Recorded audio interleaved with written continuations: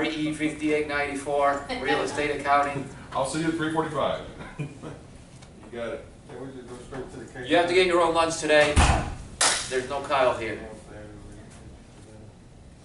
Okay. We have 10 more minutes. But it was I would already. say 9. No. It doesn't work like that. You start early, you finish at the same time. No, listen, what is it?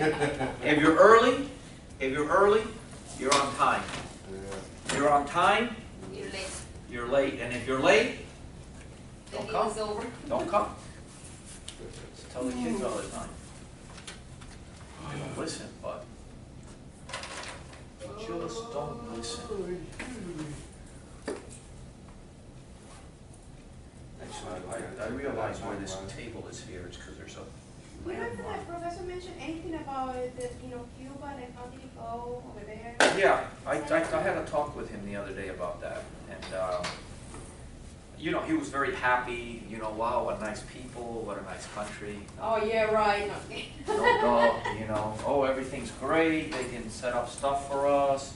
So he believes that he can put together a nice program for now in December, and I told him I thought that was great. I don't have any personal interest in going. I mean, I kind of do, but I'm not going to go. So Would you go? If no, you of have- course not. Oh, okay.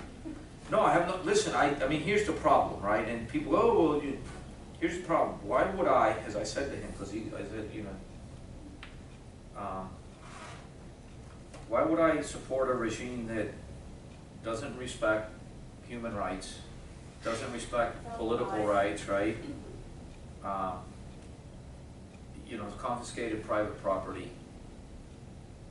I mean, it's all a joke. It's a joke. So, la apertura. What apertura? I mean,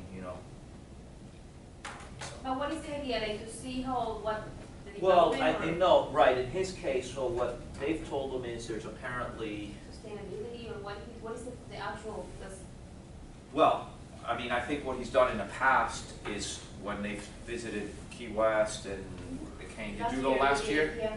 Yeah, I think sustainability was a big part of that, but, Was a good thing though, I think- really, yeah. liked what we learned and what we saw, that's what I'm saying, like, I don't know. I think the thing, well, I think we told me, I think Marriott and Hilton were building hotels, and so they apparently told them that they could, that it's possible that, or that what they're planning on doing, I should say, is organizing, site visits or whatever to.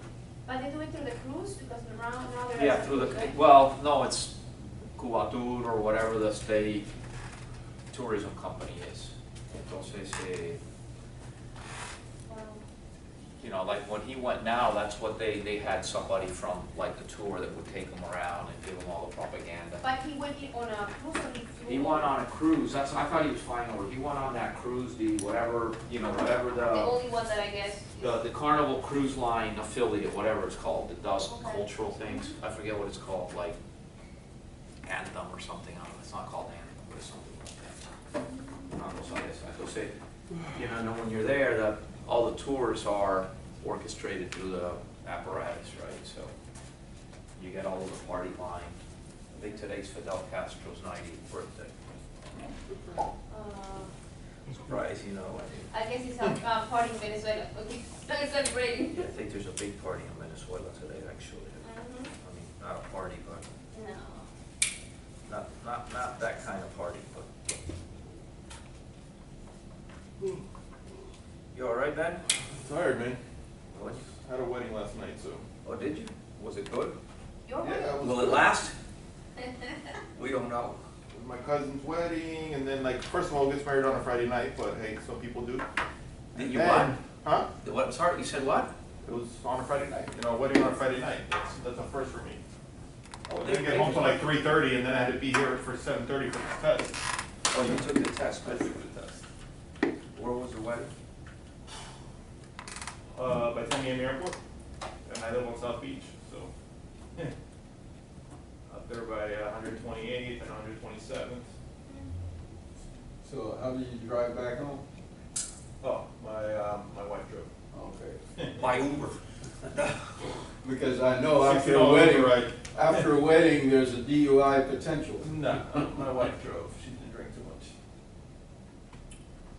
I started hydrating with the water, so I wouldn't hate life today. We have a little kid playing football at school who is an incoming freshman. He's very young mentally, he's very, and his big brother is a friend of mine. And so the kid's like, well, DeAndre, you need a ride? No, I got an Uber.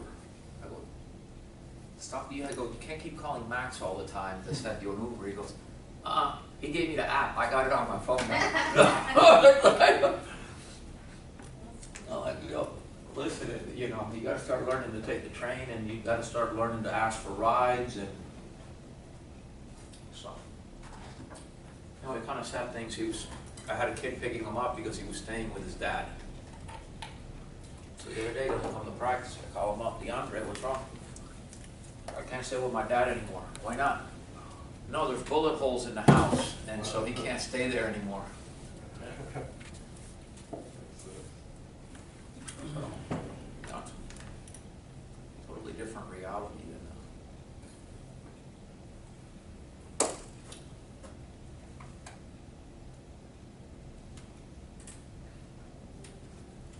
Was that case that you gave us, you just made that up, right? Yeah. Yeah, I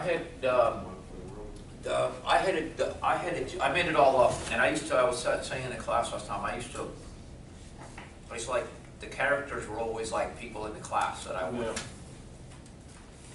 But I got tired of like redoing it all the time. And the last time I updated the cost was about 4 years ago. So the costs were a little bit off, but at one point, More relative. in aggregate anyway, the costs were, pretty much there. So I mean, the issue's not whether it's that real mod, it's the concept, it's the flow of the information, so. I'm gonna wait 2 more minutes and then we'll,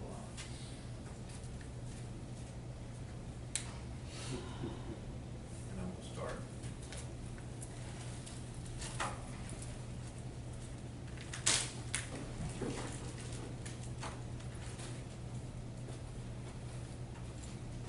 So what happened to the other 2 people when I came out of the squad test? Oh, they left before, it was, people driving down from Jacksonville? Oh, The Griffin did, They took the test also, yeah, but they didn't stick around? I don't know, I mean, yeah. I guess not. Oh, they in this fight? Yeah. Yeah. She wasn't feeling, she's had some issues with her eyes, there's some sort of, Diana, there's some sort of syndrome or disease or condition that she has that apparently you can get under control with medication, but she told me what it was called, but I don't know, but they haven't been able to control it, and so she can't see well and she gets dizzy, and so like last week they stuck around and said, look, I just can't, it's not well enough to stay, so I'll just watch it, but. I saw it, I looked at it. Yeah, all the time. I'm sorry? The last time I saw it in class, Yeah, her eyes are always bulging, I wonder. Yeah, no, she told me what it was called, and it's, again, some sort of condition that apparently you can get under control, but as with anything else, it takes, I guess it takes time, so. I have a friend that she had a condition too, and her eyes are growing, so weird. Maybe it's the same thing. It's expanding. They're expanding, they're coming, like, it's not like, oh, but you can see the difference in years. Well, if we're watching, I hope you feel better. And then the thing is, once your eyes are bulging, it changes The focus or whatever. focus, right? Yeah, so maybe that's what the problem is.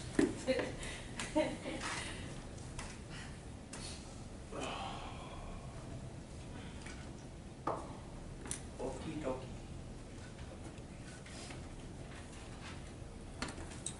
Well, 3 minutes. it's, it's 10:15. Let's Clock's let's fast. take attendance. Let's take a roll out. Full class today. Dropping like flies. So, Reina. Reina. No Reina. Claudius. Yes. Always. Monica. Here. Diana. No Diana. Frederick. No Frederick. Stephen. No Stephen. Victor. Don. Jason. Noah. No, it did say for running into this. Oh, he's on his way though? Laura, you just walked in, right? Bridget? Kathleen, you're here? Chelsea? Brandon Noodleman? Brandon hasn't shown up in a while. Emmanuel? Marianela, you're here. Natasha? Quincy, you're here. Rebecca? Kyle? Janae? Ben? Erica? Well, good morning, everyone. Thank you for being here. Yeah.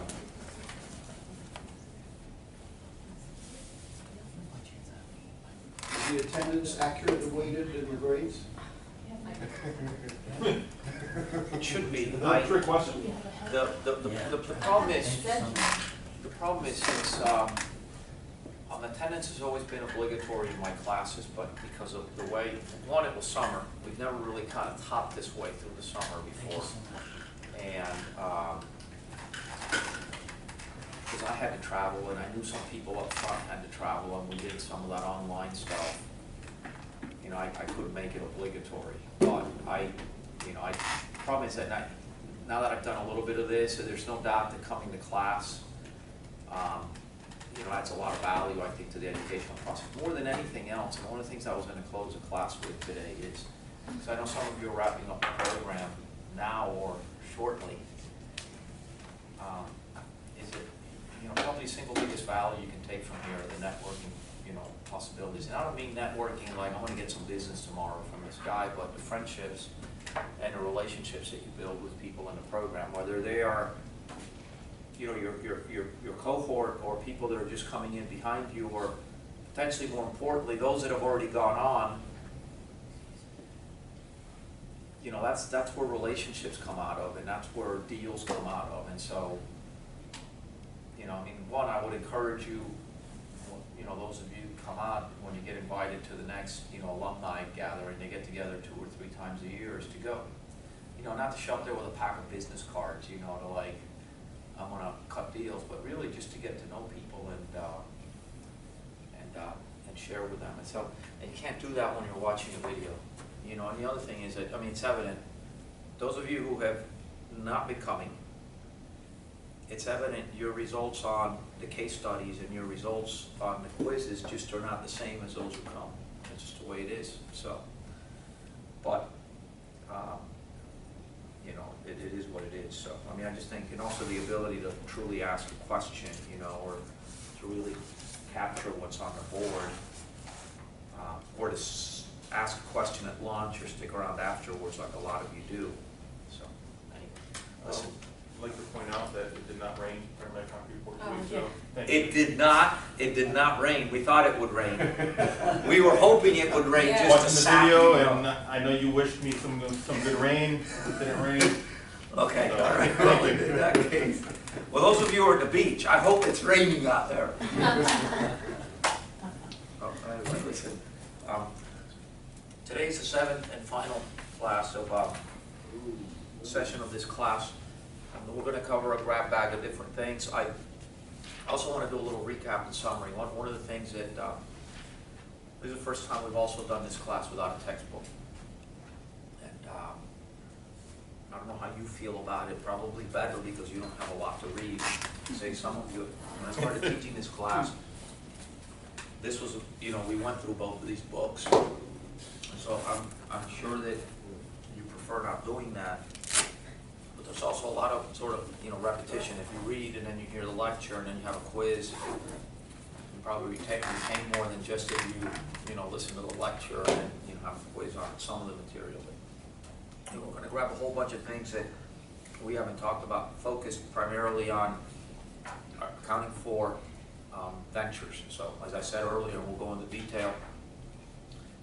real estate's a very capital intensive industry. It really lends itself to, you know, partnerships or some sort or associations. And so we don't always have full control of a project, economic or voting. And based on that, we're going to have to figure out, well, how do we do the financial reporting on it? And we'll go into that in detail.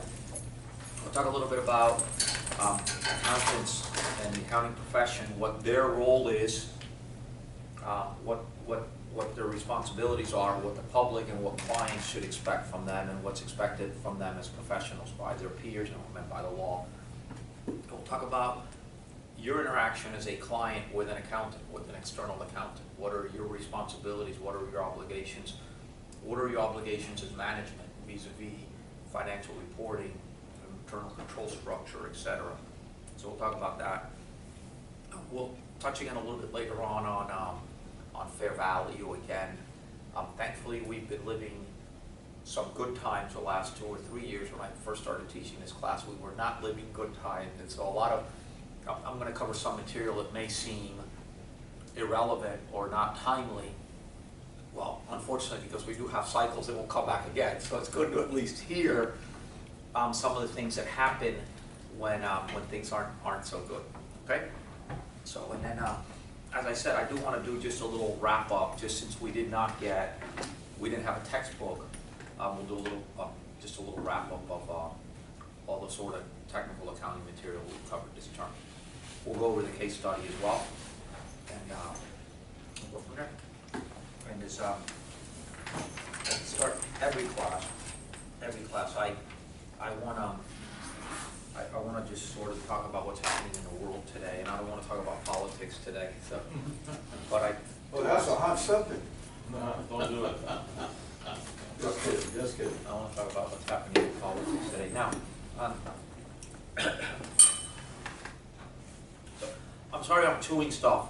I need to, and it's a long story, but I'm out in the sun all day, and I developed a salivary gland problem like 3 years ago, and I had to have I got a cyst and I had to take it out, and I've been fine for 2 years, but I've been out in the sun. We've been practicing every day in the morning the last 2 weeks, and I started getting it again, so I need to have candy to continually be salivating so that the gland's working, so I apologize for that. I'm not trying to be rude, okay?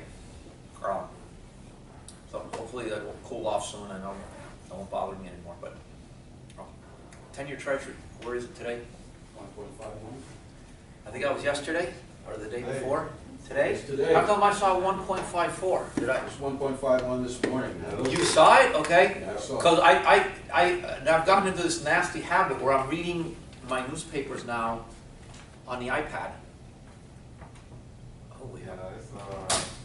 That's what it was this morning. Yeah, I looked at it. Okay, and Diana, we were just trying to talk to you on the video. Sorry I'm late.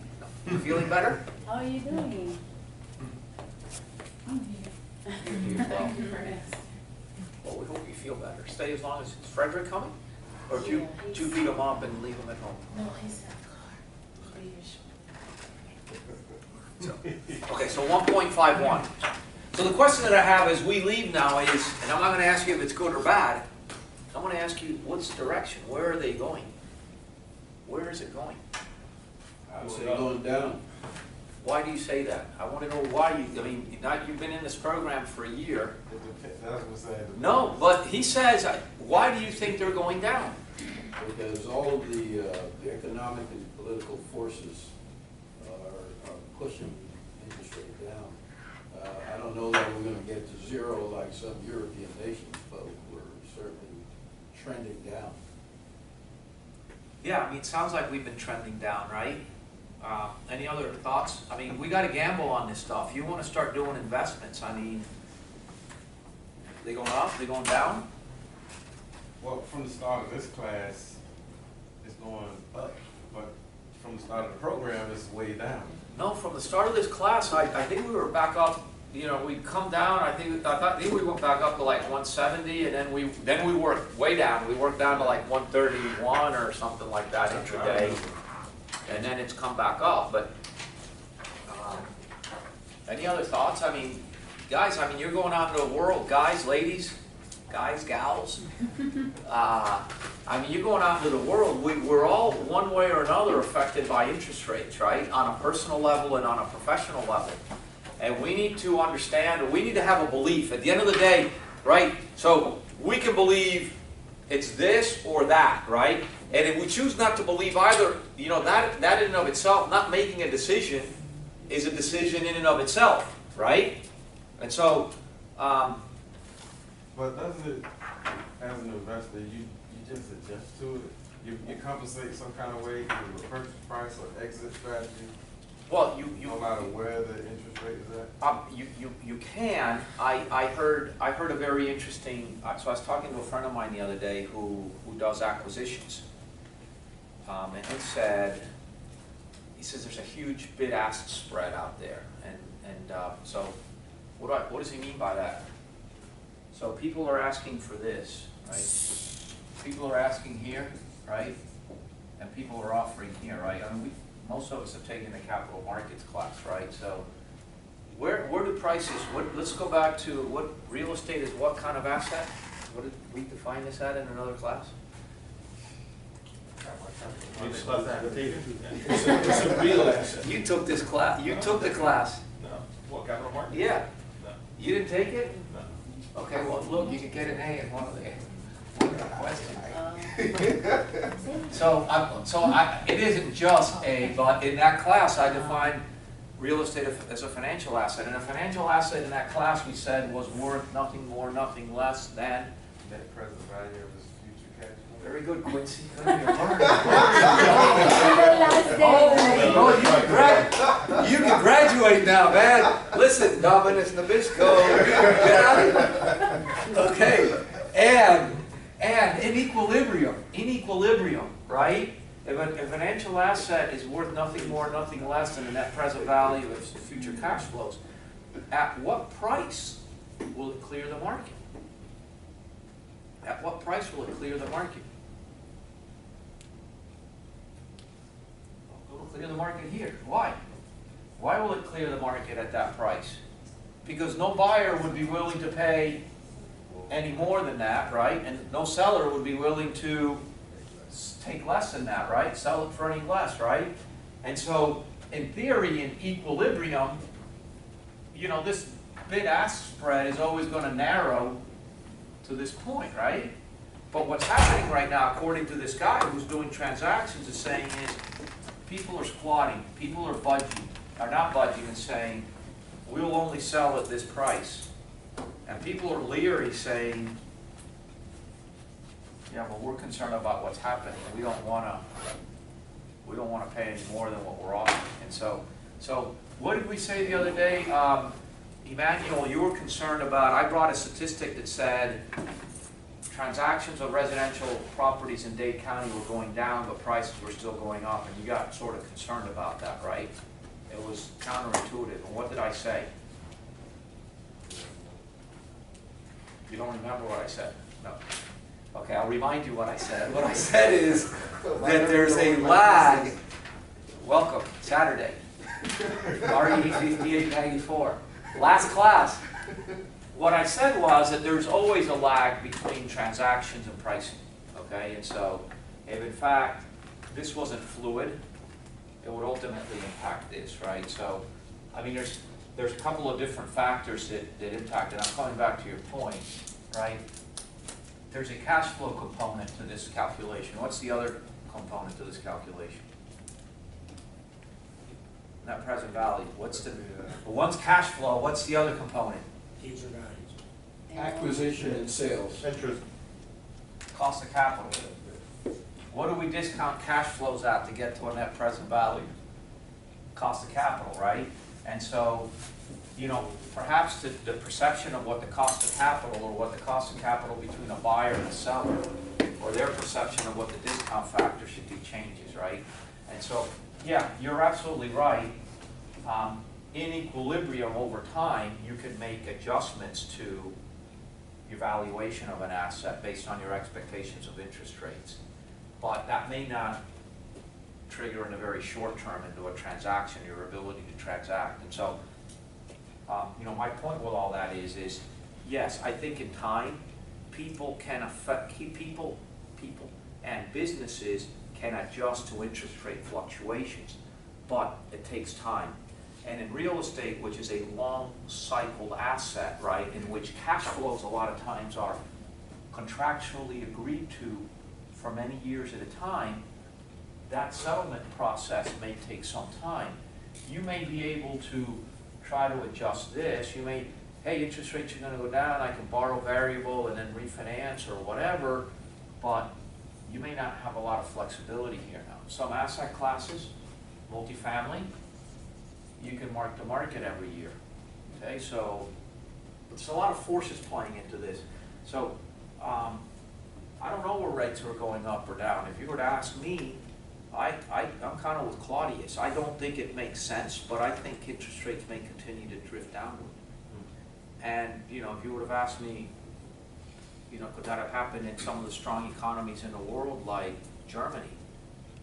I would have said no, but they're in negative interest rate territory. I mean, you know, I came back from Spain, you know, financially the country's a semi-mess.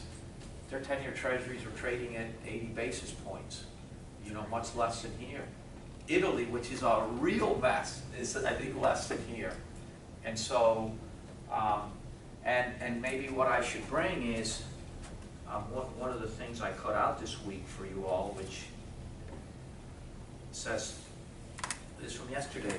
It says investors prefer bonds to stocks by a record margin. And it says investors' demand for bond funds compared to demand for stocks this year has hit, it's been, you know, the biggest spread ever, at least going back to 2007, according to JP Morgan. So this year, investors have placed a new $202 billion in bond funds, and there have been net redemptions of $47 billion from stock funds. So what that basically saying is people aren't getting any kind of interest rates, but they just don't trust this, right? And so we know the supply and demand curve, right? Right? If demand increases for bonds, what's going to happen to interest rates? They're going to come down because there's an inverse relationship between price and yield. So it looks like people keep piling into fixed income instruments. So I don't know, I could be totally wrong, okay, but Are they collateralizing the bonds? I'm sorry? Are they collateralizing the bonds? Or This what type of bonds? is individuals going into bond funds. This is on a retail level. So this isn't, highly levered hedge funds, you know. Well, that's what I was wondering, because I know Goldman's was releasing the. No, but this is individual, and so these are going into ETFs and mutual funds, okay? And so, people are saying, hey, we're too concerned with stocks. Now, I don't know why, but maybe it goes back to the economic realities and the political uncertainties. But so I'm not trying to paint a gloomy picture. I don't know. I hope I'm wrong, because in the long run we need positive interest rates for economies to grow, right? And positive interest rates, tend to support, as long as they don't go too high, tend to support investment, right? And incentivize savings, right? If there's no savings, then what? Then there's no funds available for investing, right? And so, yes, sir. I was reading a little article in the Real Deal, talking about, Did you print it and bring it to the club? No, but They remember. I'm going to briefly mention it now. That in downtown Miami, that for the first time in 5 years, condo prices are not going to be rising. I guess they've been steadily rising the past 5 years, and now they've kind of flattened out, and they're kind of actually going down. And there's a lot more supply coming onto the market too. So I read in the Miami Herald, not the Real Deal, but in the Miami Herald. To your point that you don't remember from several weeks ago, it signs of a slowdown. Downtown Miami condo prices fall for the first time in 5 years.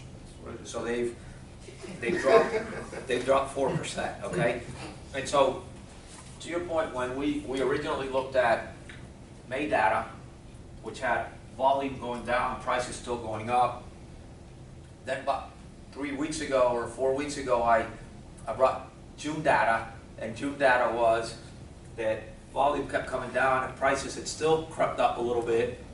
You now finally see that prices have come down. They So just released data for Broward, condo sales year over year, 10.4 up.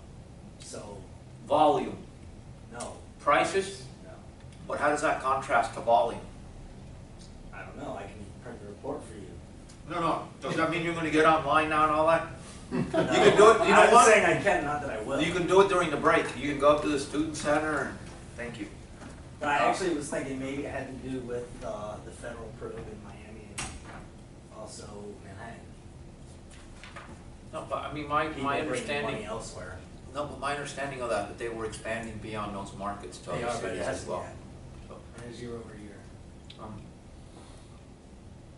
I don't know, people continue to speculate in residential real estate, and so, I mean, and I say speculation, it is speculation, I don't know, while we're talking about residential, there are a couple of articles that I saw, you work at Fannie Mae, don't you? Now, I think it's been 5 years that the White House put out a white paper on what the future of Fannie Mae and Freddie Mac should be. I don't think anything's ever really happened with that, and people keep talking about it, but in the meantime, they've continued to stay active and, you know, provide a certain level of liquidity. Now, so the interesting thing in all of this is, Miami Herald, without Freddie and Fannie, could a 30-year mortgage be a thing of the past?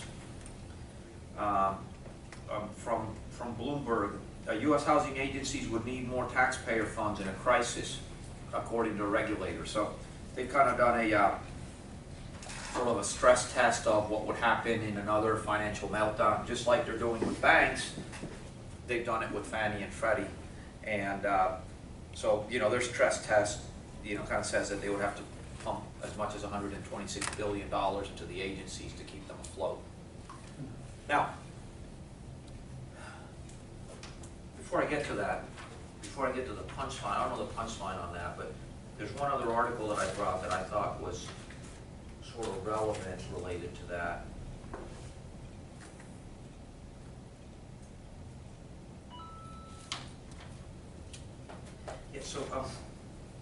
Yeah, we had talked about this the other day, and so, home ownership rates in this country are down to what? 60% or so? 62.9%, and where did they peak? Where did they peak? About 60. I thought it was 67, but according to this is an opinion piece in the Wall Street Journal this week, it actually hit 69.2. Is that right? 69.2 in 2004. Okay, so now, so that's, you know, call it 69 to 63. Call it six percentage points, right?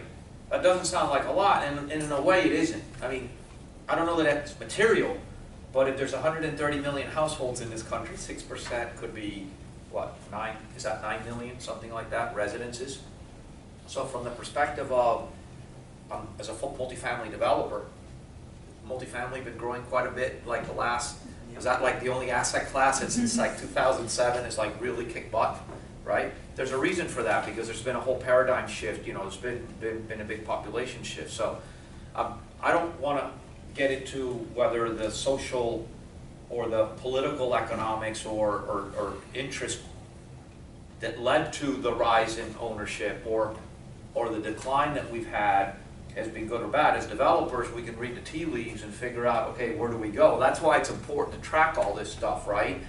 If all of a sudden we can understand or predict a trend saying, hey, you know, people are not going to own their own homes, people want to rent for whatever the reason, well, you know, maybe if you've got the machinery to do multifamily for rent, that definitely is better than trying to do single family for sale, you know, from a perspective, right?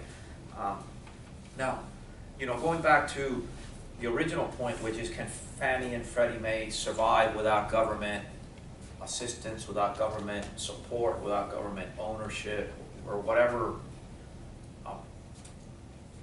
It seems like they can, but I can tell you that And you see it compared to Europe. I mean, people have significantly greater options in mortgages in this country than they do in most other parts of the world, because there are these entities that provide liquidity to the markets.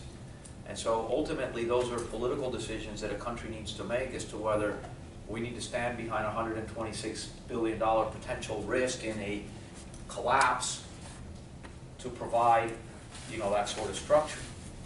I don't think it's bad, personally, but, you know, there is a cost to everything. And so, you know, should those companies be publicly traded with U.S. government? So should there be private shareholders benefiting? I think there's probably a conflict there. So the way they were functioning was you had private shareholders that kind of had the benefit of this implied U.S. government support. You know, maybe it just needs to stay in the government hands. I don't know. I don't know the answer to that. But definitely they provide liquidity in the marketplaces, and they provide options, and they provide a depth of market that really does facilitate the financing of homes. So curiously, the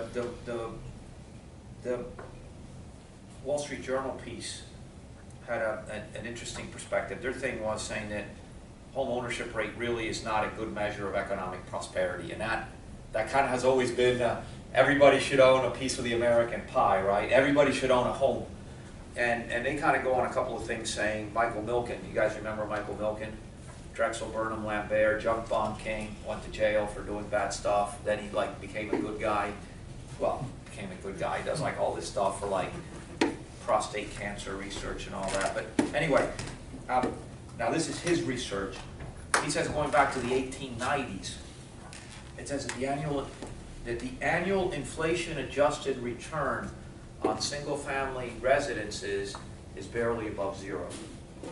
So the inflation-adjusted return on single-family residences since the 1890s is just a hair over zero.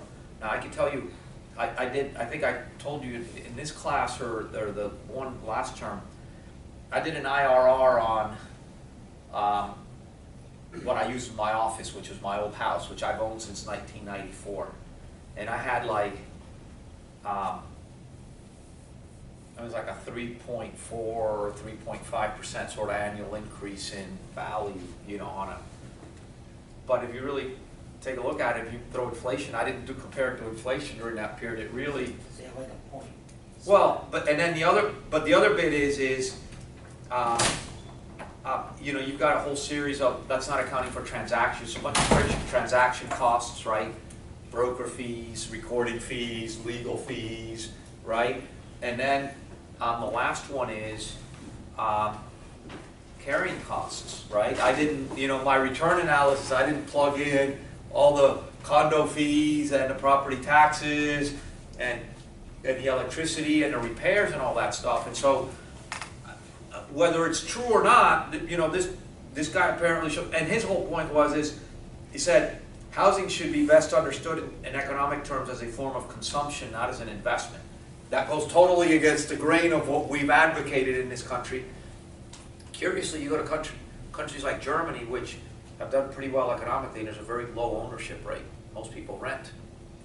And I'll leave it here and I'll come to you, and it kind of said, and that's a whole other discussion for another class, but you know, the editorial, you know, ultimately said, listen, you know, the whole concern with the subsidies to all, you know, the subsidies or the implied support for entities like Fannie Mae and Freddie Mac, and then sort of all the pressures on the banks to, you know, the Community Lending Act and all that kind of stuff, ultimately created a housing bubble that came to, you know, to buy this. And so the fact that there was all this demand that we created for single-family residences, ultimately all it did was create a pricing bubble that we've all had to deal with. So, not right or wrong, but a point of view, a perspective, you know, in relation to, you know, single-family residences. Now, the other thing,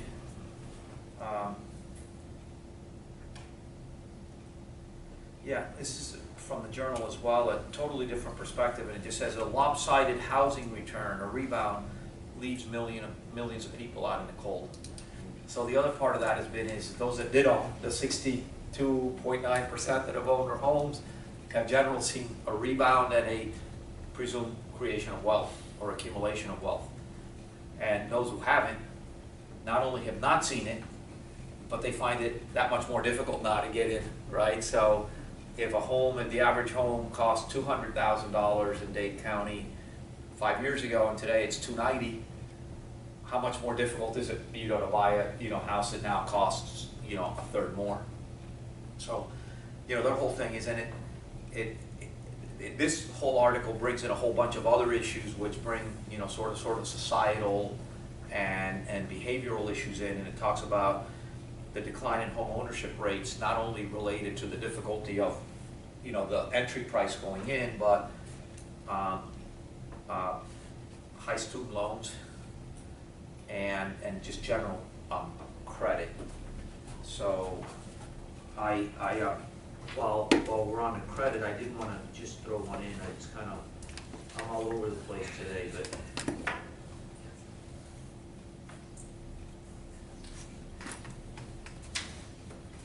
maybe I didn't cut it out, but it's kind of an interesting one about the increase that we've had in consumer debt in this country.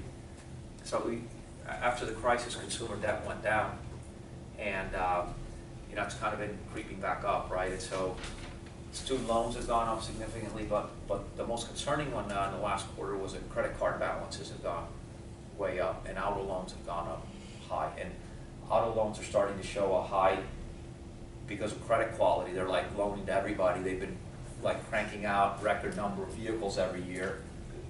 Delinquencies on credit card. And I did the math. I forget the number of billion, but I divided it by like 130 some odd million households that we have. And what I came up with was that the average household in this country had like 100 some odd thousand, like $105,000 worth of consumer debt. And I thought for a second, and I thought, well, like I don't have a car loan or student loans or credit cards, so somebody owes $200,000, and there's a lot of but there's a lot of people like that, and so again, maybe I think most, if not all of us here are working and all that, and we probably don't have like a runaway. We may have some credit balances. We probably don't have runaway credit problems like some other people do, but it sounds to me like we've got some runaway credit problems in this country, and the numbers are starting to show it. So and then Noah had some things to say. There was a look for reading that I guess Congress passed some legislation to make condos, easier to qualify for FHA. I thought that was kind of interesting news, because right now there's very few condos that can qualify for the FHA. Maybe like one in the whole Yeah, Florida. but now None of the them. U.S. Congress has passed some legislation to make it easier for condos to qualify to get FHA financing. I didn't see that, but again, going back to the whole, Back to like overwhelming support. but going back to the Wall Street Journal editorial piece, it goes back to, home ownership rates in this country sort of hovered in that low 60% range for a lot of years after the war. But I think there was a conscientious, and there were various administrations that were involved in this. So you can't like sort of pin it on a particular party, but they kind of tied economic prosperity back to home ownership. And that was kind of like, if you own a home, then then you're that you made it kind of thing. And there were a lot of different initiatives. So I've mentioned a couple. There was a lot of just even indirect pressure by regulators on banks regarding the concentration of their lending, and certain banks didn't lend in certain neighborhoods because of the perceived credit risk, and there was pressure on that, and there were requirements, pushed down, and so, ultimately, it may not. Do we have lunch now? I said that to me last week. Oh, so you're taking care of it? I guess. Okay, because Dr. Forgy said no lunch.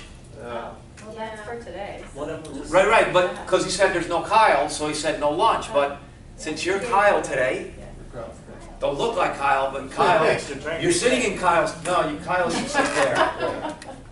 Can you switch seats? It does. Okay, so you're going to run over there with it? Awesome, thank you.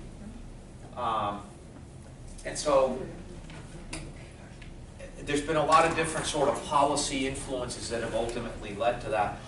But according to that, you know, opinion piece, their perspective is that's probably not all that good. And I think there's other people that say that for the kind of returns you're getting, properly invested in other type instruments, stocks, bonds, you would have a higher return than you would on your home. Now, the thing is, it's, for a lot of people, it's forced savings, right? So, Quincy. Isn't that, going back to the article, the guy, the good guy now, isn't that the same thing that Kiyosaki was saying early 90s, that your house is not an investment? Like, we've been tricked to think that it's an investment and it's not. Well, I think, you know, Milken's point is, yeah, you know, properly invested, renting is a much better deal than buying, or has been at least for some time. Just a point that I made now is I think for most people from a discipline perspective, it does force most people to save. You know, there's kind of an indirect savings piece of paying down a mortgage and having property values go up over time. So there is a certain wealth, whether it's inflation adjusted or not, right? Maybe it's not what it could be if you would affect it for inflation, but you know, potentially a lot of people wouldn't save or wouldn't invest if they were just renting. So I'm not saying that that's the case or not. I would tell you on a personal level, and I think I'm pretty disciplined, I probably wouldn't save as much if, you know, I mean, the houses for me have worked out. You know, every house I've bought has always sort of worked out, you know, well in that sense, right? And I don't think I would have gone to spend the money, but it, you know, at least I think it works out. I don't know, do you think most of you have the discipline that have, Rebecca, if you didn't have a mortgage, you have a mortgage?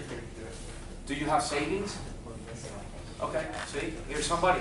Quincy, we have somebody in the class who doesn't have a mortgage, she rents, right? Yeah. But does your mom pay the rent? No. Oh, you pay the rent. No, I thought you said that one day, that's why. Oh, okay, I see. No, I thought Do I just look like a spoiled brat to you? I've been No working very comment. hard since I was 19. I just give off that persona. I don't know why. Yes, no. All right, so there's a couple of numbers running through my head, right? Go. So you're at 3 and what? 3 and a quarter for on your home. So Yeah, it was inflation's- 3 and change, yeah. Inflation's 2.5, right? So Yeah. spread that, then spread whatever spread that you would be paying for your cost of capital essentially to rent, and then it might be so great. And Well, if the you S&P shouldn't have cost of capital, you shouldn't have cost of capital to rent, because rent. a rent premium. So deduct the rent premium, Well- then see what your money is doing, and the S&P over the same period is probably like 5.5%. Or 7 or whatever, you Well, in know. the last, 5 years when we had. Well, I strong- mean, this was like longer, It's been more. this was longer term, you know, you gotta look at that stuff, you know, over a 30, 40-year period, you know, and you probably get different answers from 1890 to 1930 than you would from 1930 to And 1970. you and can't from like- leverage your equities like you can your home. So if I want to actually make my $1 million into $10 million, I can leverage it 10%. Most people can't leverage their equity the way they can leverage their home. Some people can, or some people are That's what I'm aggressive and, saying. you know. If you put your home up, they'll be like, okay, great, we're gonna give you this. Wait, I hope you know I'm going to my best friend's housewarming today who just bought a house and she's 23 years old. That's awesome. I know. That, I mean, really, we should publish that in the Sun Sentinel. I just want you to know that millennials don't all just rent and have their money. Did she save the down payment? Yeah, she's crazy about saving her money, but yeah. Well, Well, her and her boyfriend.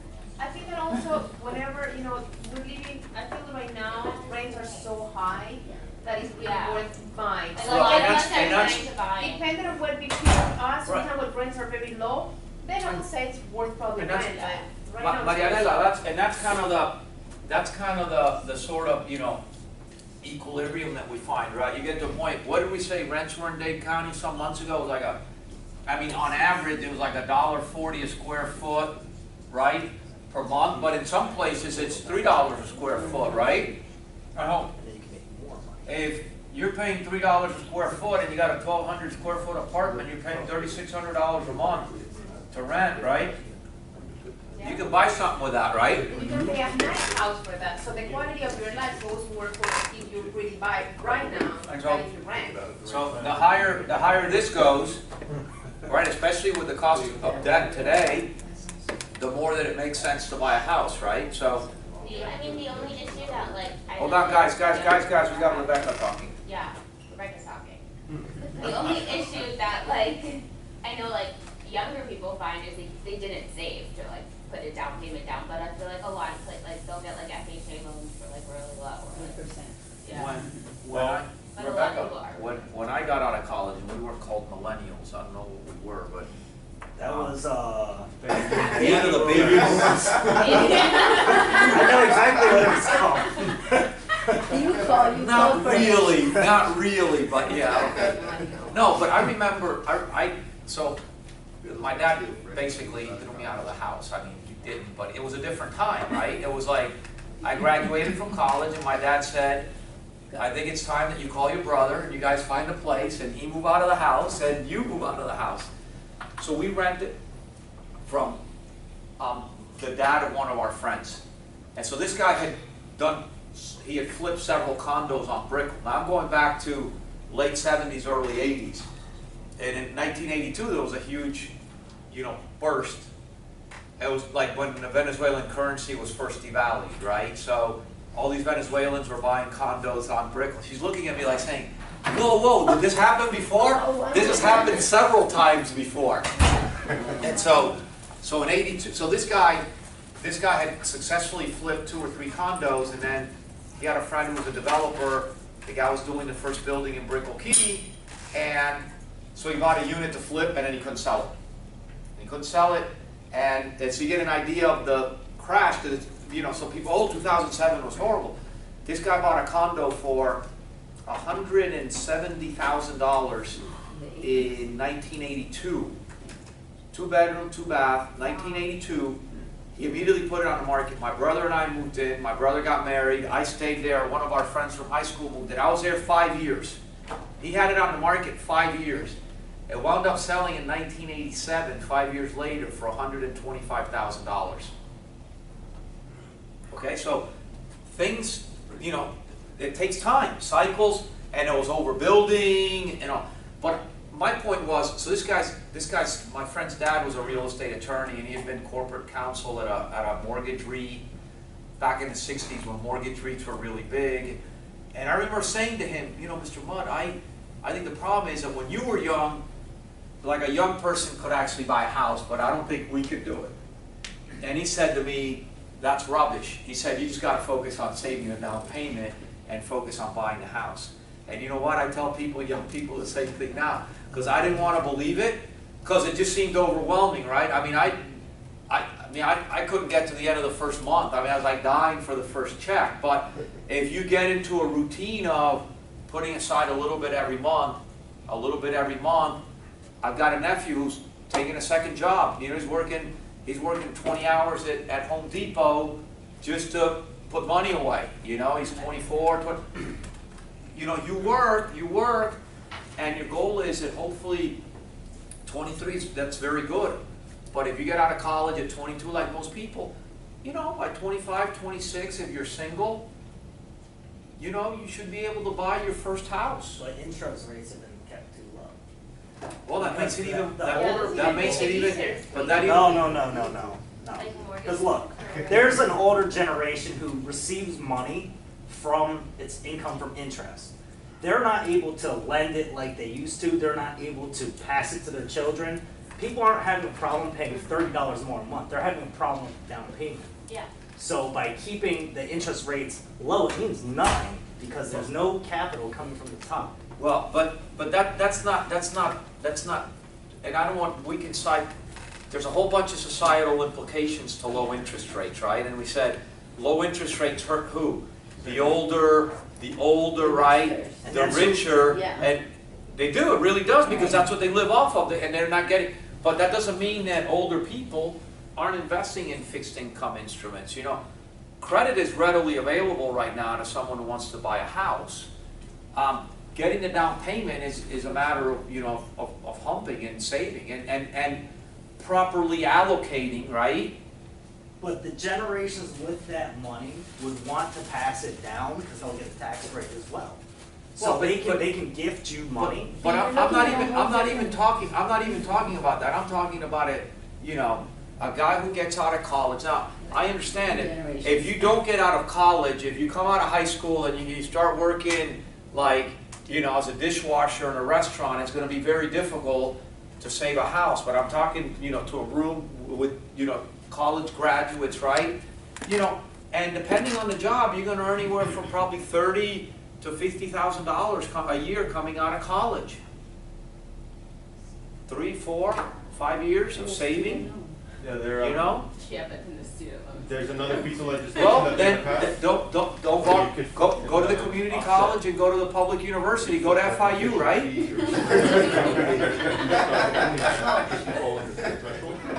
No, listen, I mean, let me just finish and then if you wanna pipe in. A student loan can be an investment, or it can be a huge waste, of money. So borrowing money to get an education, if you properly take advantage of it, right, might be a heck of an investment. But if you don't take advantage of it, right, you know, there's this whole push right now, there's a whole bunch of people that are like doing, you know, return on equity or return on investment analysis at universities saying, okay, which one of these schools that, you know, what's like, how much do you have to borrow to go to Harvard, right? Or Yale, and what kind of job do you get out of it, and which schools give you the highest return on your investment? Now, They're not substantially higher than. well, my whole point is that it's probably not even at a school level, it's how much you do yourself. How much do you really learn so that when you get out, you know, it's not that I got a piece of paper from there, it's what are you telling the guy that you're sitting across from, and how are you selling yourself?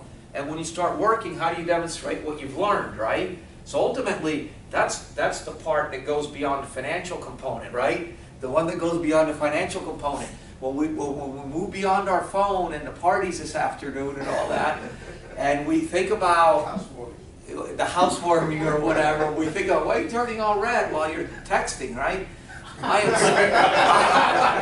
can, for the record, I am just as happy that the term is ending as some of our students. Rebecca, no. Red like jumps for joy. Okay. This is your last one. I was like, yeah, We don't need that. No, but,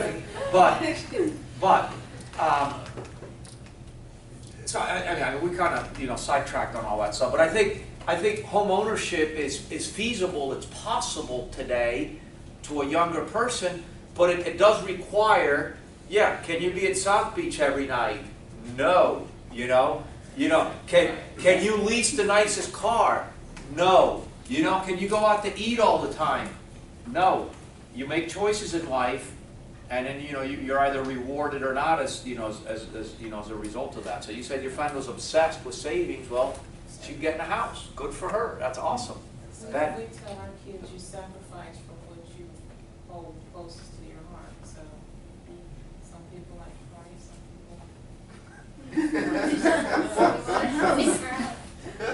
No, I do understand by my husband. Ben, did you want to? No, yeah, that, going back to being able to afford a down payment, that there was another piece of legislation that they're passing now that, or in the process of discussing, I don't know what stage it's in, but for people that make a certain amount or fall below a certain threshold, if you have another primary income winner in your residence, or if you have an efficiency, they'll use that income to offset some of your payment. So that's, I mean, that's potentially huge for somebody that buys a place. Yeah, I know you have that kind of confused look, but I read it. No, I'm just trying to understand what you said. You're trying to say that, so like if I own a house and I have a roommate, or like a what do you call it, a partner? Efficiency. Significant A other. efficiency, Domestic a partner. No, not a partner. A domestic partner. Efficiency. a roommate, an That's what they efficiency, call and it. if you make below a certain amount, they're gonna allow you to use some of that income to go, you know, to ease the ratios that they look at, you know, these step two income ratios. I mean, surely that's not legislated. That might be, It's, that may be. Being proposed is what you're saying. yeah, Well, but they're being proposed, I said I didn't know what phase it was in. Yeah, but I'm saying it may not be legislated, that may be an underwriting criteria. It might be Banking through the policy. CFPB. Banking We policy. have Well, we got- a product we just put out this year called Home Ready, where if I bought a house, but my mom was living with me, her income and her, her monthly income could offset my qualifying ratio. So Right. she- But it's not legislation, She it's, doesn't need to read that. that's just a business practice. Okay. It's a It's not business. legislation, but if you work for Freddie and Fannie, that's government subsidized, so it's somewhat government No, but- sponsored, or? well, This is a but- general, you could get it, anybody. Yeah, but listen, I'm But just I thought trying. there was income requirement, so you probably can't get it if you make more than a certain income, right? No, anybody can, Listen, I'm not trying to correct it, I'm just trying, because I think it's important at times. And I've said this before, a lot of times, like, I said, hold on a second, relax. We got, no, as we go, no, Cut you off for a second. like Trump will say this, or, Rick Scott will say this or whatever. You need to understand what the powers of government are, right? And in this country, we've talked about it, we've got 3 branches. We've got a legislative branch, we've got an executive branch, and we've got a judicial branch. And each one of them has a different function, okay? So you create laws, right? You enforce laws and you sort of arbitrate. That's one way to look at it, or one way that I would define it, right? There are things that can be done, essentially what I would call through executive order.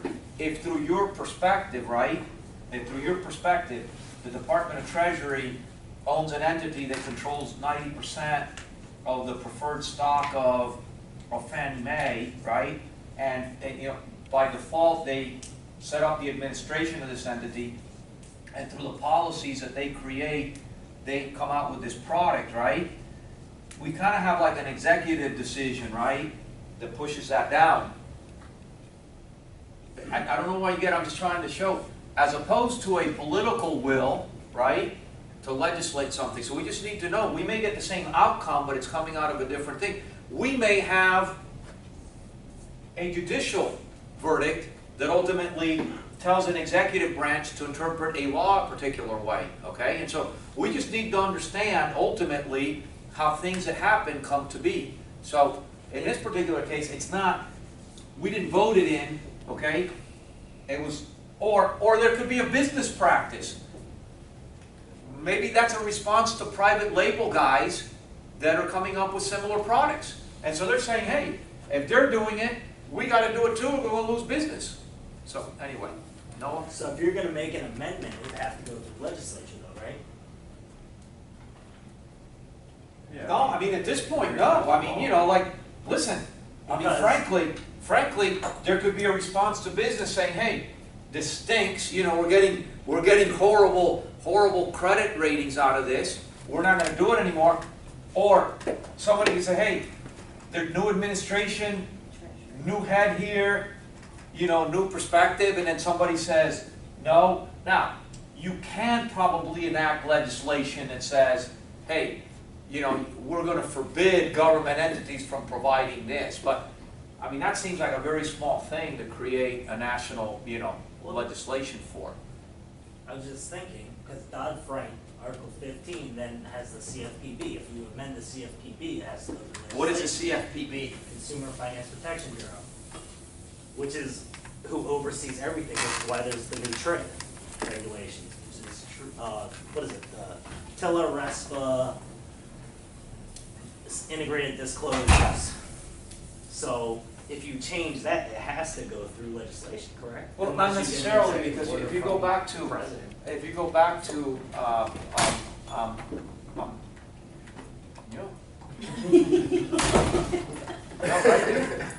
No, right there. No, dude.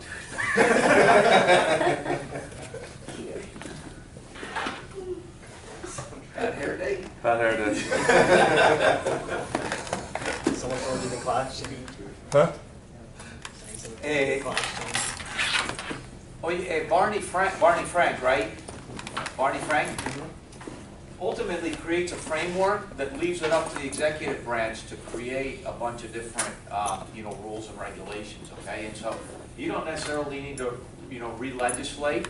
You may have that initiative within the executive branch. So you can, but you don't have to.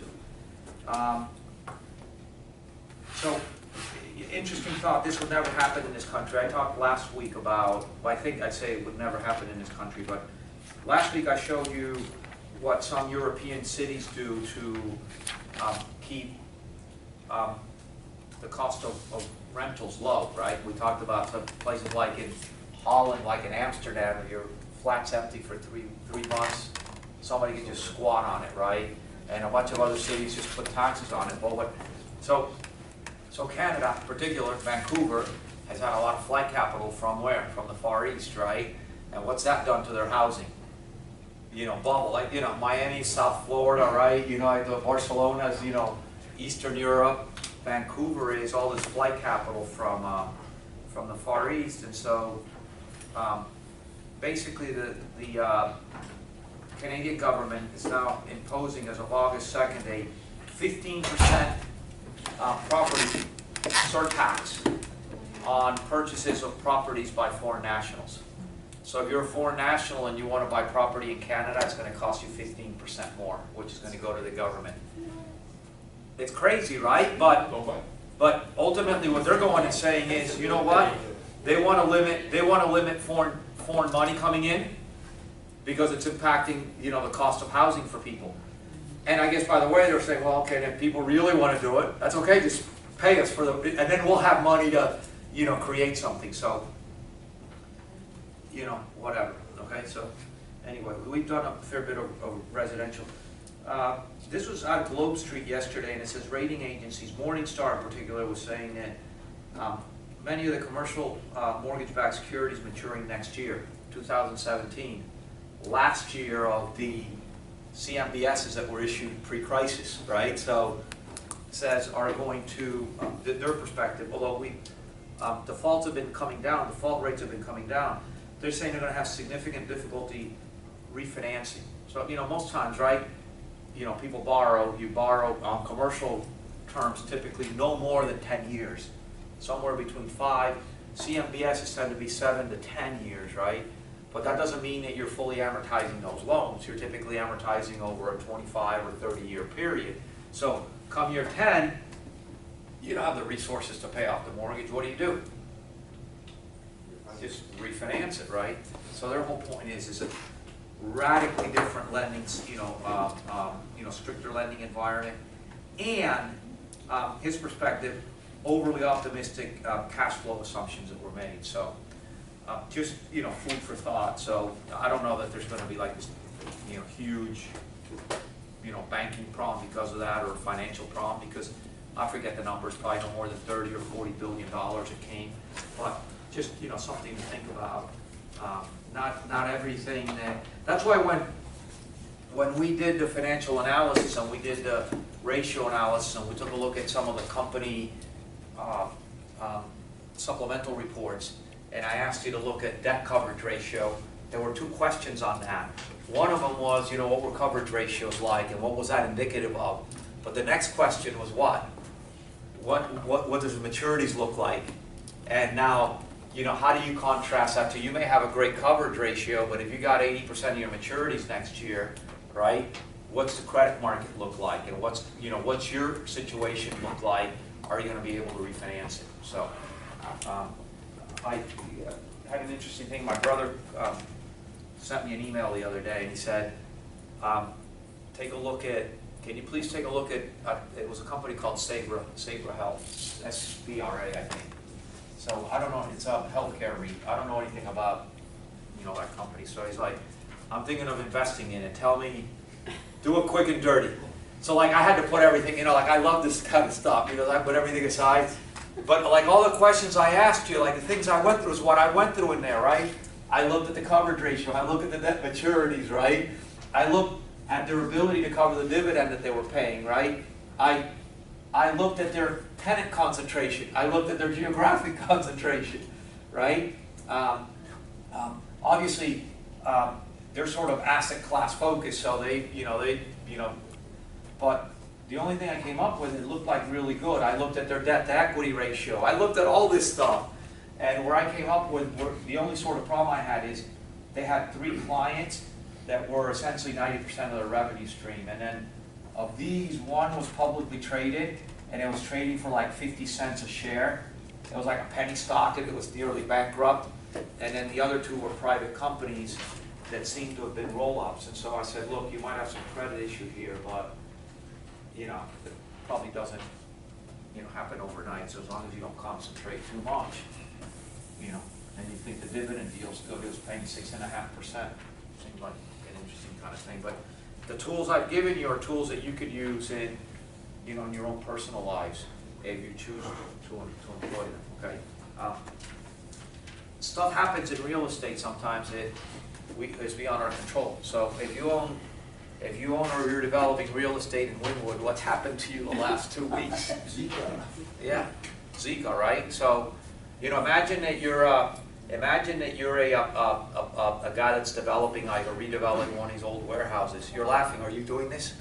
No, I'm just wondering if you. I was thinking of the case study, how there was like the no force majeure, and if you had a delay where you had to stop construction, the contractor would be screwed, but. Well, listen, the purpose of all this was to just create situations to make people think, right? So, you know, next time, like, you're negotiating something. Well, nobody would ever agree to that. I understand that, but the point is to make people, you know, make people think, okay? So, but imagine you're developing or redeveloping an old warehouse in Wynwood right now, right? And you're about to sign a bunch of leases because you're like 6 months away from finishing.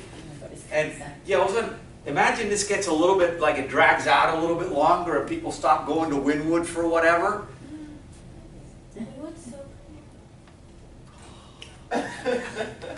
Yeah, but so it could be pretty, but what if people don't go?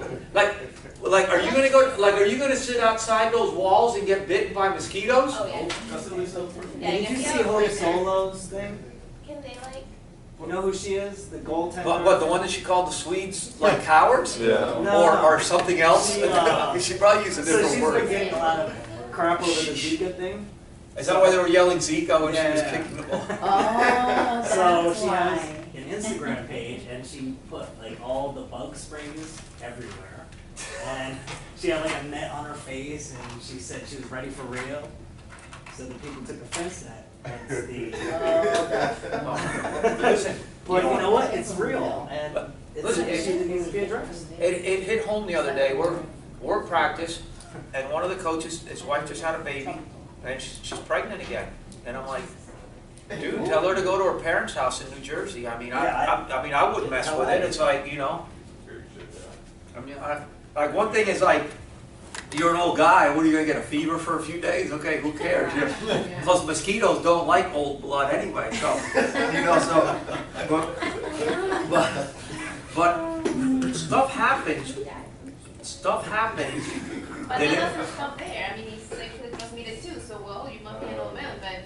We're protected. Well, while you ask a girl, she's been to Wynwood recently. But Mike, the point of cutting this out was not because of Hope Solo or old blood. It really just had to do with the fact that, you know, at the end of the day, real estate lives in the real world and it's impacted, right? And you can be positively impacted by certain things, right? And negatively impacted by others. So, I mean, I don't know, just to say something, I mean, if people stop going out to eat at, you know, and partying in Wynwood, maybe. What time does that party start? No, I'm reading to see like what Zika is, because I'm not up to date on the whole Zika thing. Yeah. I'm Basically, really it gives you a bad. fever. And if you're pregnant, If you're the baby pregnant, will it's have a big it. problem. If you're pregnant or not. Yeah. What do they call that? Something I got people that are going, like a little baby head. Microcephalia, microcephalia. oh. We're deviating here from accounting, but. No, I know. No, but we're not deviating from real estate. I mean, we're not deviating. My baby heads. Who's talking about baby head? Dude, Zika, that's what happened to Zika. If you get pregnant, you Your have a baby baby, will pop out or with a a little line. small head. Easy on the woman at first, and then. Wait, but We can you need that get rid of for it? those Is it like a life Your baby will be No, born it's a with a small virus. It head. goes away. Oh, Why? okay. Wait, have you been to Wynwood lately? No, I. I'm gonna have to ask you to leave if you have. The last time I was in Don't have March. babies. In March, it was active Yeah, in it was March. active 8 months ago. You know what it does? It Are you specifically, serious? I it want gives to do you, let's see if you have some of these signs. it brings like a certain lethargy when it's time to come to class on time. It makes it very difficult to concentrate when you're doing case studies. Your eyes sort of go haywire when you're trying. My heart starts like pounding. You got Zika. I think you need to go to the health department and get yourself checked out. A couple other things. Listen, these are you got to start picking up headlines, right? And you know, and they start resonating, right? So I read this thing here. It's kind of interesting. It says New York City apartments open a door to concessions. So it says 15 new apartment buildings have opened up in Manhattan this year. They've pushed the vacancy rate up to 1.92%. Imagine, I mean, so it's like they've pushed it up. So imagine like there was zero vacancy there.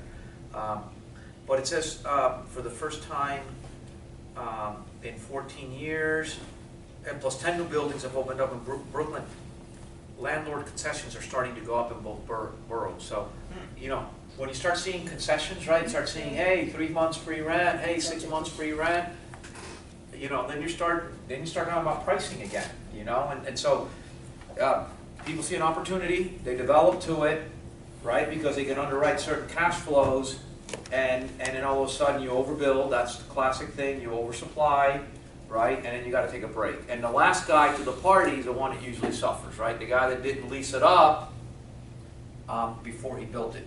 So that's why when we talk about development, so multifamily, you can't really build multifamily on a pre-leased basis. You really are always building on a speculative basis, okay? And I say you're building on a you could develop and pre-sell it to somebody else who's going to hold it, but it is a speculative build, right? But a lot of times, you know, as a developer, the companies I worked for, we really were not speculative developers. We always wanted to have a certain level of pre-leasing in place prior to coming out of the ground. Because the last thing you want to do is come out of the ground, like the case I said in Wynwood, right, and then start looking for tenants, and there's a bunch of mosquitoes around carrying a virus, and then nobody wants to go. So, so there's a difference. Yes, Emmanuel? I think the bank would not lend to you unless you have about 50%. That is totally false. I can get your bank contact information. You can probably call pretty much anything. Now, hold on. So it all, Emmanuel, it all depends on the sponsorship. We had no problem building speculative and getting financing because of who we were. Right. Now, if I, as an individual, were to go to a local bank and say, I'm going to build on a purely speculative basis, yeah, of course you're going to say, no, get 50%, or you know, have it pre-sold to somebody, you know, build it to suit, or have it pre-leased, right? So, you know, but the whole thing is do you assume all the development risk, or are you going to mitigate it because you've got some sort of takeout, or because you've got a certain level of cash flow that's already coming, all right? Know the terms, okay? Know the terms, speculative, okay? So.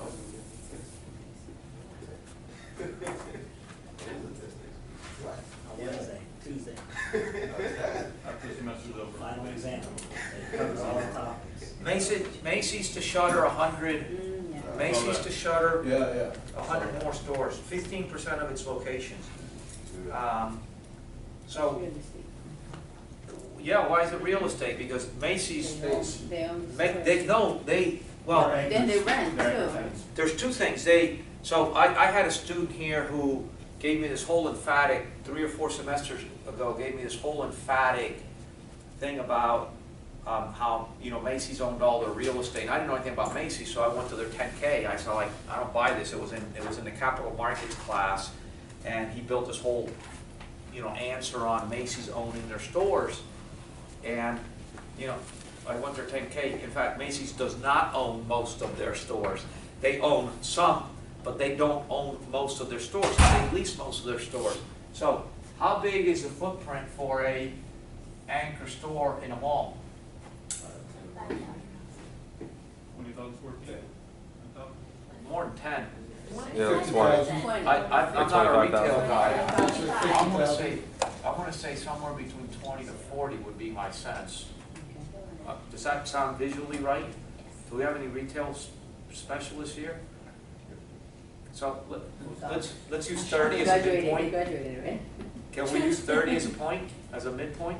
Sure. Okay, so 30,000 square feet. Somebody take out their calculator, please, times 100 stores.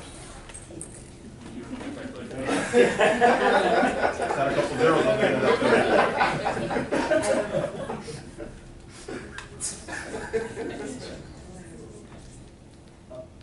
You got smoke coming out of your ears, dude. That's pretty good. There's a trick. Add 2 zeros to it, okay? So is it 3 million? It's, what's his name? It's 3 million. You have. You were right in the first. Let's get the calculator out. Apparently you do the 3 million square feet, okay?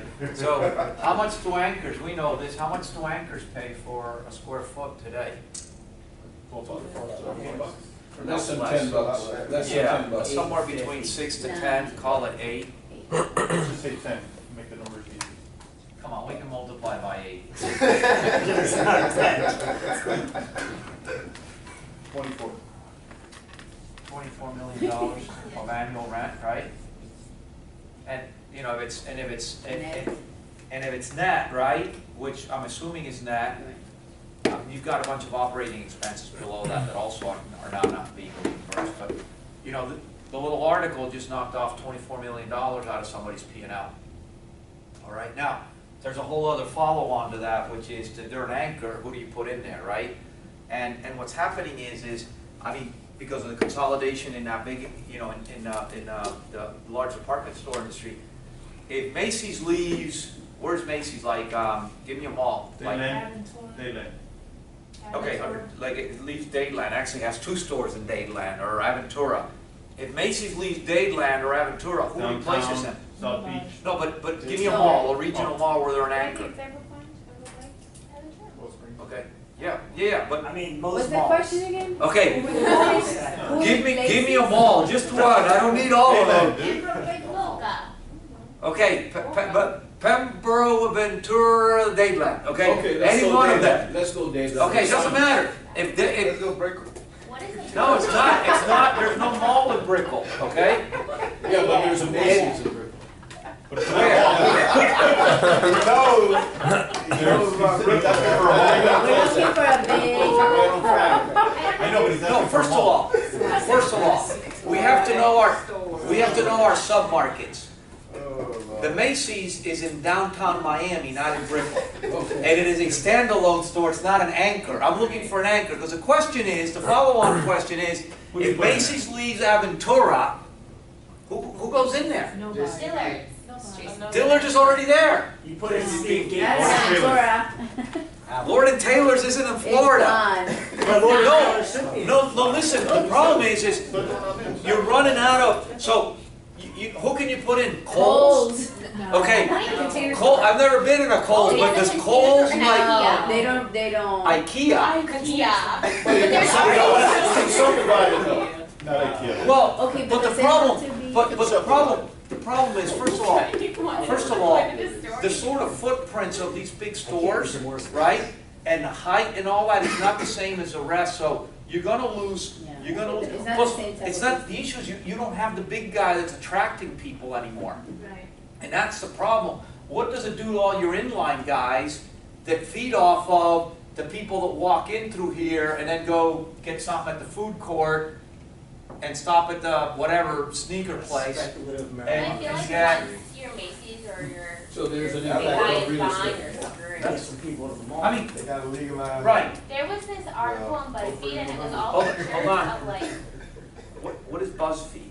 it's like, it has all these articles and there was pictures of abandoned malls and it was so crazy. Oh. The end. And so what was the real estate impact? Did BuzzFeed go into this? It was crazy. They got like very blighted, Got like really blighted. yeah. It was so crazy. Steven? So the quote Square Mall in Cold Springs, they have Macy's there as an anchor, but they actually take up 2 spaces. They have the men's and the women's. So certain things that sort of screwed.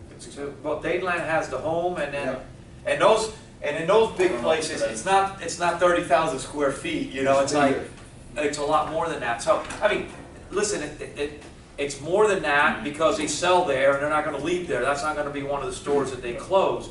But likely, they're gonna close where? Downtown. Well, they're gonna close stores that are not in an anchor, right? Which is then gonna create, there's still a real estate impact, right? So when they leave downtown, there's still an impact there. But they're likely gonna leave malls that are underperforming already, because they're not selling there, and it's gonna be kinda like, you know, so would have been going in all these places like churches and things like that, you know, that, you know, need a lot of parking and, So if you put one of those Amazon stores, does that lose your tenant base essentially? Or push them away? What is an I Amazon? don't know, but those, we talked about that Because the other day, that, Yeah. but Amazon was looking specifically for a specific location, and it was a limited square footage, so. No, but I'm saying if they were to expand and you were to put an Amazon into a space like that, would that actually push away other potential tenants because of competition? Yeah, Amazon won't do it. Because Amazon would, you know, why would you go to Sharper Image when you can go to Amazon? Yeah, I don't know, listen, I don't, Theoretical thought. yeah, I don't, We I probably don't. have to be clothing department, sorry. I don't know where it all ends. We'll come here in a second, Rebecca. I don't know where it all ends. My only point in all of this is that there is a shift in the way people are shopping, Right. and it's impacting real estate. And we can stick our head in the sand and go away and pretend it's not happening, but it's happening. Okay? Hold on, she was first, and then you could. For those big stores like Macy's, if Macy's left, could they not make it smaller and put more than one store in? Well, it's possible, but I don't. The footprints don't necessarily.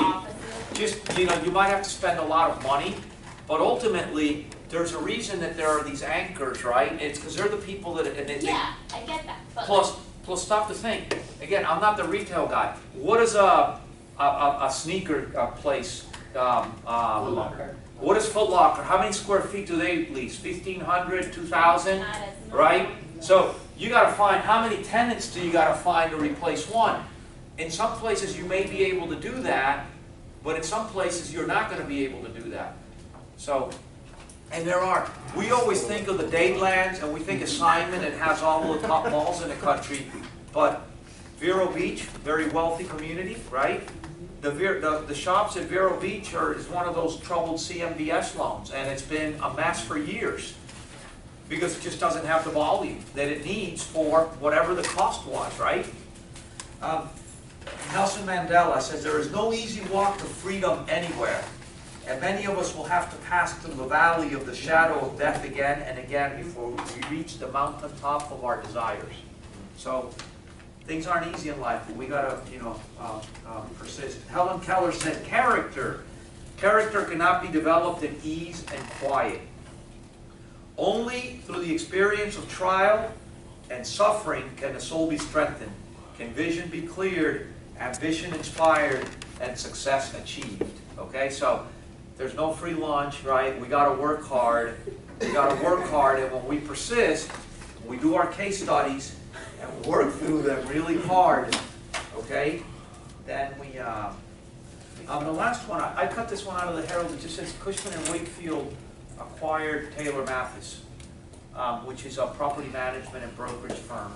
And the only reason I wanted to bring that up is we've had in the program over time certain students that have come from the professional services firm in the industry, and some that have gone to work in that. And there's a lot of job opportunities beyond brokerage in these firms. Now, we've got one student right now at Jones Lang LaSalle doing research, for example. These firms, Cushman, CBRE, Jones Lang LaSalle, they've got all kinds of professional opportunities in property management, market research, appraisal services, in the capital markets group doing analysis. So just something to think about. In the program we talk a lot about development, but real estate is a lot of different things, and there are a lot of different forces that play into this. By the way, and it could be brokerage as well.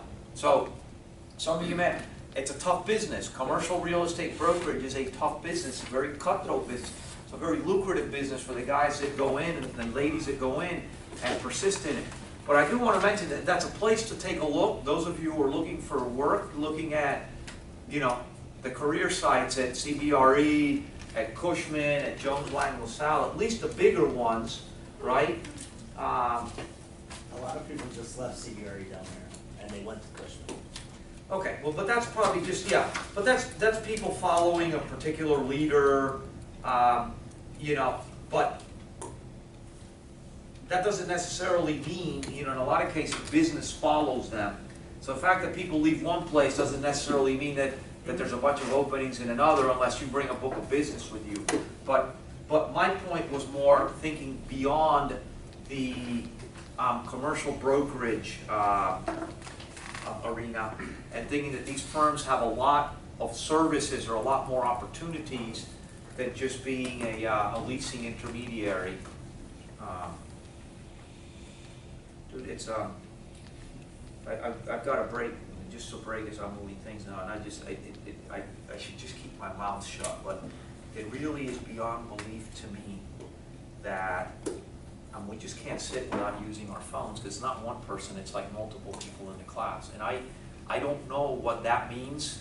I don't know what that means for society, because I can tell you, if you're trying to sell me something and you pull your phone out in the middle of a meeting, I would never buy anything from you. I mean, it's like it's the end of the world. And technology's great. And I'm not looking at anybody because it's multiple people. Technology is a great tool. Technology's great. The phone's a great tool. That iPhone that came out in 2007 revolutionized the world. But we can't be beholden to it, man. You know, it's like we don't want to be owned by technology. We want to own technology. So I'll leave it at that. I don't even want to say it's an age thing or whatever, because I got my phone there. I can do it, right? Would you really feel good if I just... Oh, look, my parents just sent me a text. No, and it's true. And it's my sister who came from England yesterday, and she wants to go paddleboarding tomorrow. Do you care? You should do it. Yeah.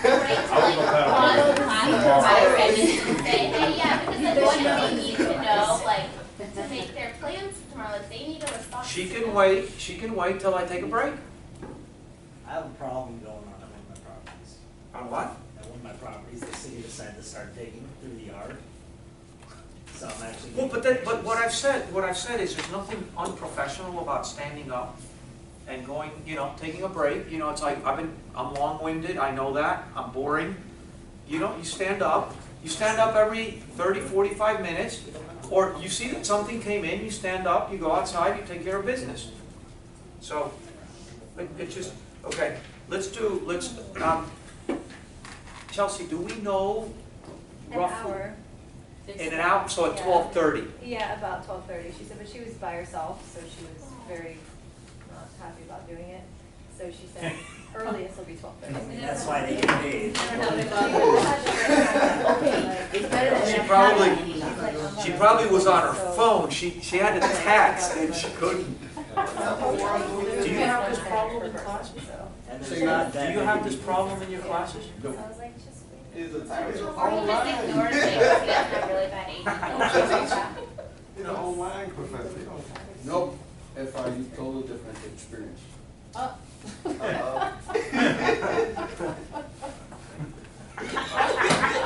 So, That left it really open to interpretation.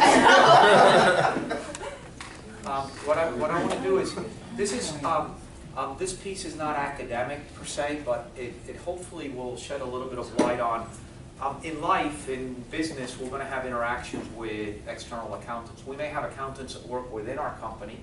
We may have a controller, we may have a CFO, you know, we may be a small company, we just have an office manager that does a bunch of bookkeeping, or we could be in a big multinational where we've got a treasurer and a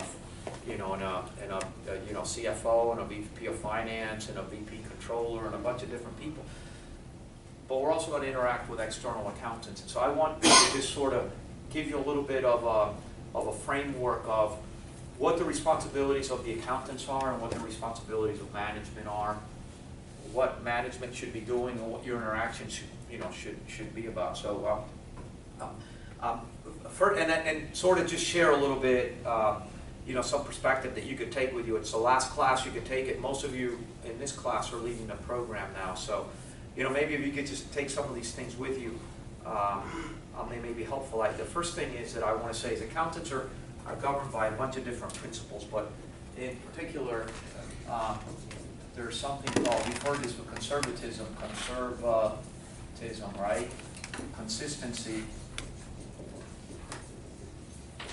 Okay, and independence, right? Well, matching. Okay.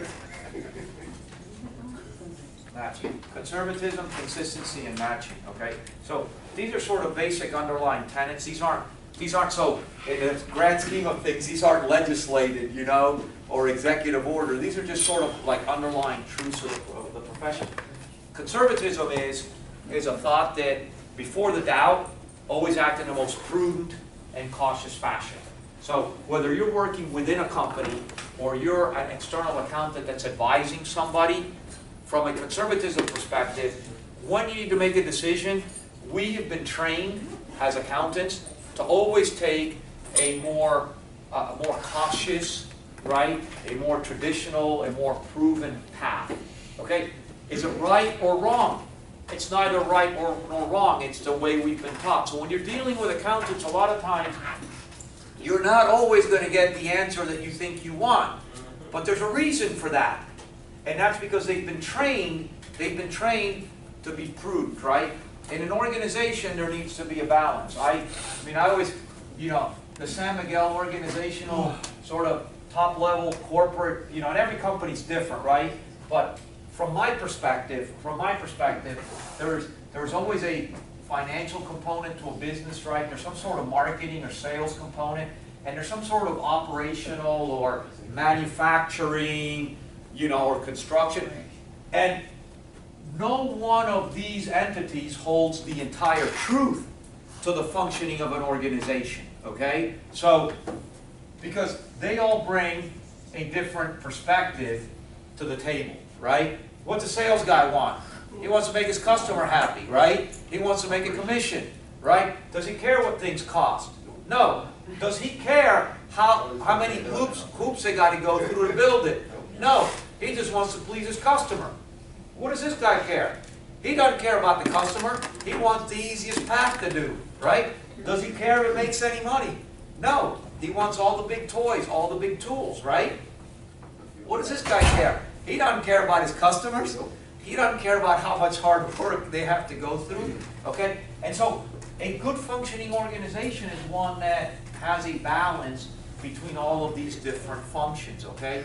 And the reason I bring that up is your financial function, to some extent, is going to have a lot of professionals who have an educational or a professional background which has these sort of basic tenets embedded in them. And so when they come to the table, they're going to say, this guy's going to say, we need new machinery. We need to undertake a new development.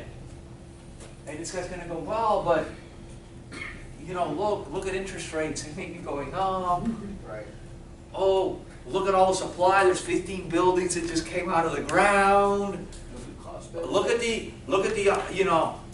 occupancy rates are going up, or the vacancy rates are going up. So the financial